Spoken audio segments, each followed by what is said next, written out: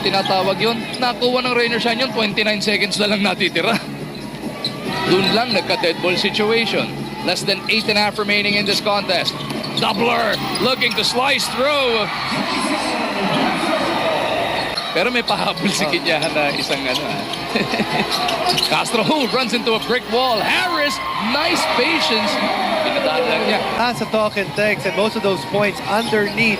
Going back to what they did well earlier, inside point. Thornley, nice spin to get himself free. That was enough. Ranidel against Norwood once again. They look for Larry. Tinapikan ni Norwood, harap-harapan.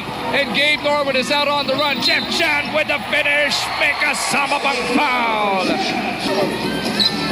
Ball against Kinyan on the switch. 6 to shoot. Harris. Sinalubong ni Cornley. Walang pakialam. Ito si Paul Harris. And Paul Harris has just gone... 50 seconds remaining. Alapag kontra Lee. Lee naghahanap ng magbibigay ng pick. Alapag looking to take advantage. Gets the scoop.